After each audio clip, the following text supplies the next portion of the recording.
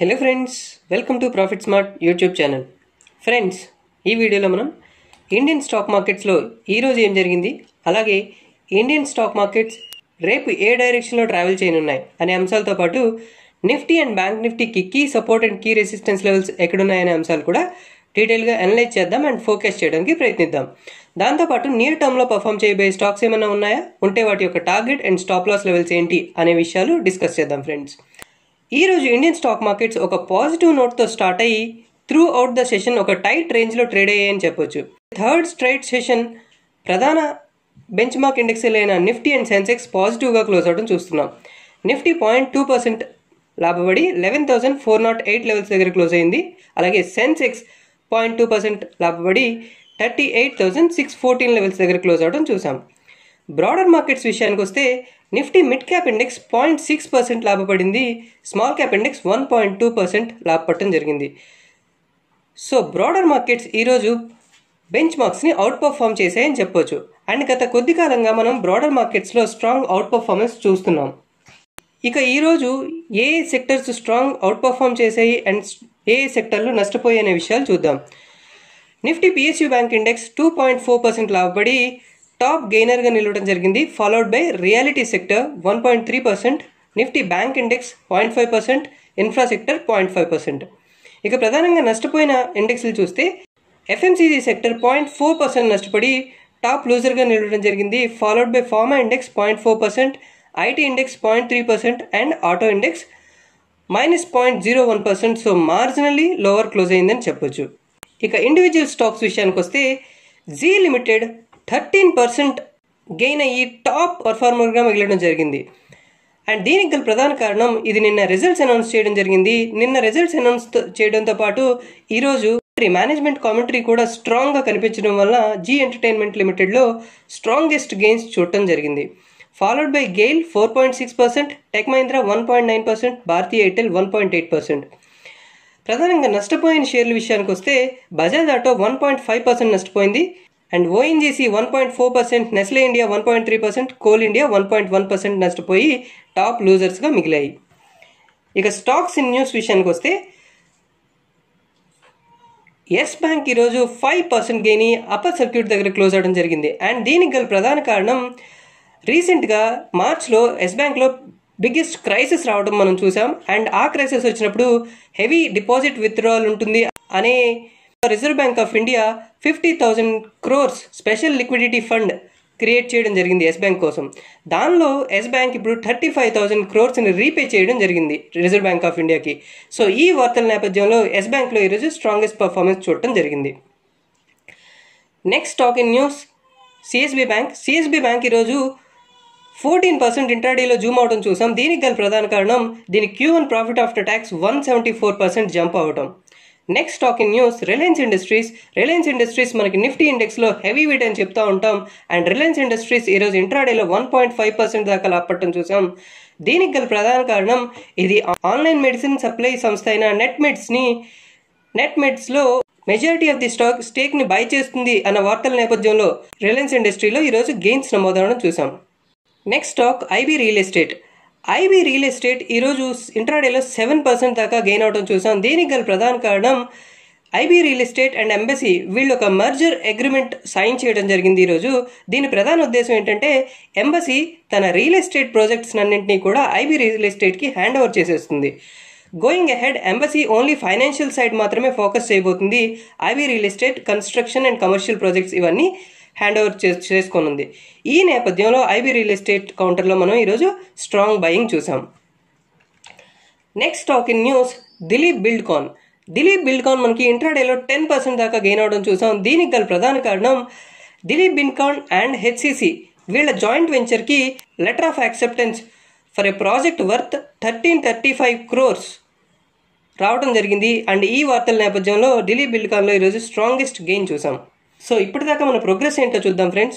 మనం గత కొద్ది కాలంగా సజెస్ట్ చేస్తున్న స్టాక్స్ వాటి ప్రోగ్రెస్ చూద్దాం. ఓకే ఫ్రెండ్స్, లాస్ట్ 10 సెషన్స్లో మనం అప్రాక్సిమేట్గా 20 స్టాక్ సజెషన్స్ని చెప్పడం జరిగింది. అండ్ వాటిలో ఏ స్టాక్స్ టార్గెట్ రీచ్ అయ్యాయి అనేది చూద్దాం. సో మనకి టార్గెట్ రీచ్ అయిన స్టాక్స్లో out of 20 stocks 8 stocks already target reach అవడం చూస్తున్నాం. దీనిలో ICICI bank, Zee limited, Asian Paints, Exide industries, Adani ports, LNT, NTPC, Pidilite industries target hit అయ్యాయి. అండ్ ఈరోజు పిడిలైట్ ఇండస్ట్రీస్ టార్గెట్ రీచ్ అవడం చూస్తున్నాం. ఈ స్టాక్ని మనం నిన్ననే రికమెండ్ చేసాం అండ్ ఈరోజు ఆల్రెడీ టార్గెట్ రీచ్ అవడం జరిగింది. ఇక స్టాక్స్ ఇన్ ప్రోగ్రెస్ చూద్దాం ఫ్రెండ్స్.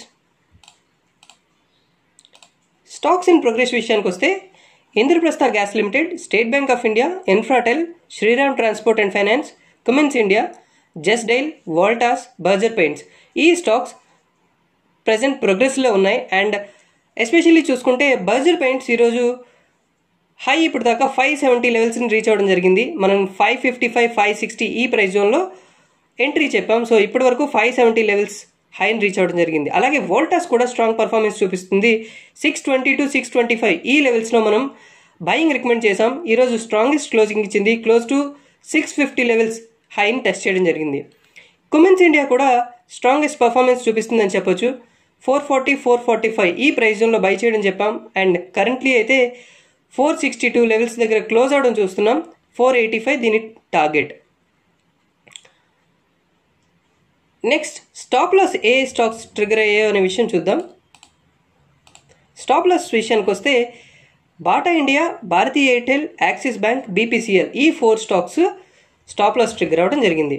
అండ్ మనం రికమెండ్ చేస్తున్న అన్ని సజెషన్స్ కూడా for a time period of 8 to 10 working days friends. So ఇది ఫ్రెండ్స్ మన progress so far. So what to expect tomorrow? Nifty and bank Nifty direction ఎలా ఉండబోతుంది, and Nifty and bank నిఫ్టీకి major support and resistance levels ఎక్కడున్నాయనే అంశాలు చూసే ముందు ఒక రిక్వెస్ట్ ఫ్రెండ్స్, ఇప్పటిదాకా మీరు మా యూట్యూబ్ ఛానల్ని సబ్స్క్రైబ్ చేసుకోకపోతే ప్లీజ్ సబ్స్క్రైబ్ చేసుకోండి. అలాగే ఈ వీడియోలో ఉన్న కంటెంట్స్ మీకు నచ్చినట్లయితే మీ ఫ్రెండ్స్తో కూడా షేర్ చేయండి.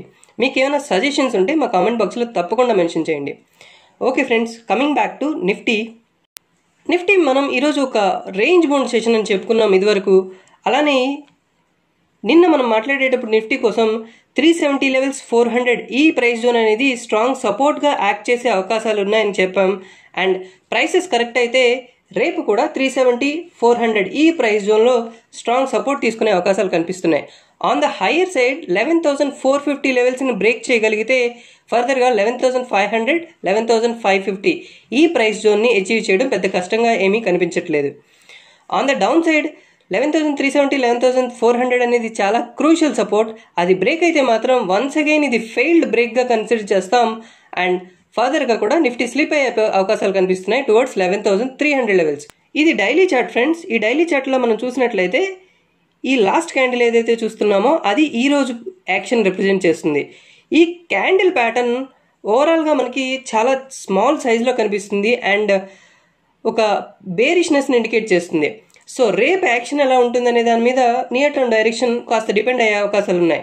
సో హైయర్ సైడ్ 11,450 లెవెల్స్ని బ్రేక్ చేస్తే ఫర్దర్గా ఇది బులిష్ మొమెంటమ్ని తీసుకునే అవకాశాలు ఉన్నాయి. బట్ రేపు 11,370, 11,400 లెవెల్స్ని సస్టైన్ చేయలేకపోతే మాత్రం ఫర్దర్గా స్లిప్ అయ్యే అవకాశాలు కనిపిస్తున్నాయి.